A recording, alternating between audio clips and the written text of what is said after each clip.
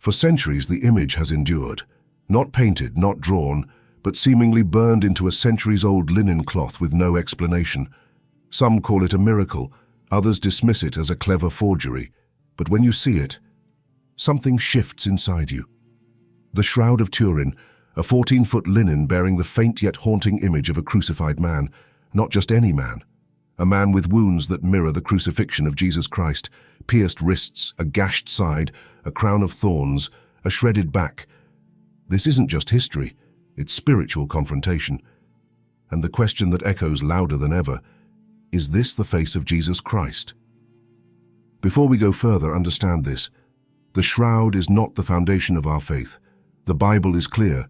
Our hope is built on the resurrection, not relics. Jesus does not need to be authenticated by archaeology. He is risen, period. But if the God who left a burning bush for Moses, parted seas for Israel, and tore the veil at his son's death, wanted to leave a sign in cloth, then wouldn't it be worth your attention? Not to validate him, but to humble us, to break through apathy, to ignite faith in a skeptical world.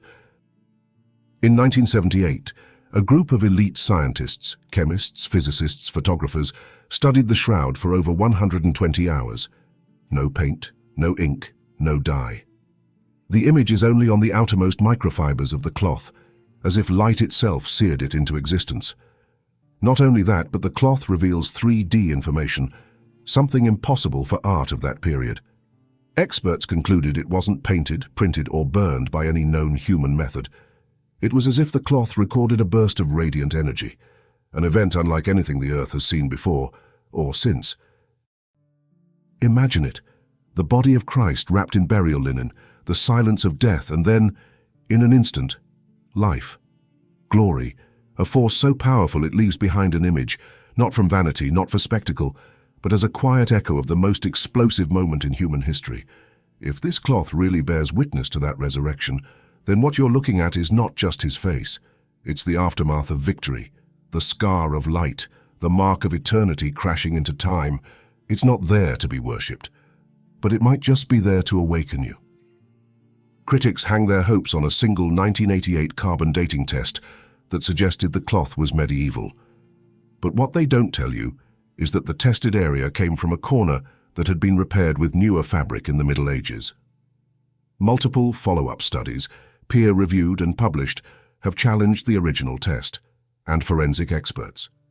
They confirm the wounds match what we know of Roman crucifixion, not artistic guesses but historical accuracy.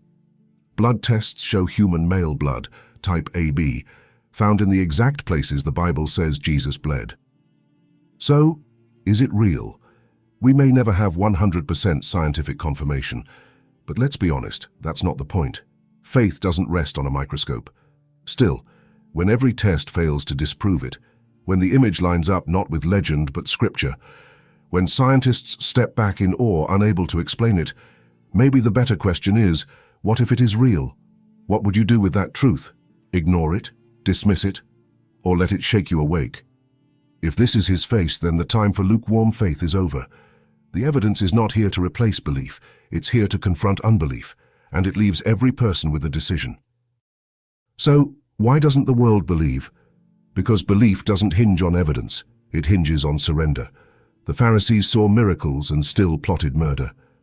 Pilate heard truth speak and still chose comfort. People don't reject Jesus for lack of proof. They reject him because deep down, they know accepting him means giving up control. If the shroud is authentic, it demands more than fascination.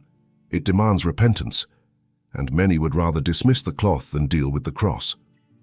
Let's not forget, this cloth, if genuine, was not meant to preserve a body. It was left behind because the body walked out. Jesus didn't need the shroud, we do. Not to prove him real, but to realize the weight of what he did. The shroud is a whisper to the stubborn, a shout to the seeker. But the real evidence isn't in linen. It's in a life changed by grace, set free by truth, and empowered by the Spirit of God. The tomb is still empty. That's the real headline. God didn't owe us this. He's not required to leave signs and wonders, but in his mercy he often does. Maybe the shroud is more than cloth. Maybe it's a final act of grace before judgment, a call to turn back, a cosmic reminder that the one who was wounded for our transgressions is coming again, not in weakness but in power. So don't just ask, is this his face? Ask, will I recognize him when he returns? Because the next time the world sees his face, it won't be faint. It'll be fire. If this moved you, comment below, I believe he is risen. Let's flood this comment section with faith, not fear. Don't be silent when the world needs to see courage. Do you think the shroud is real,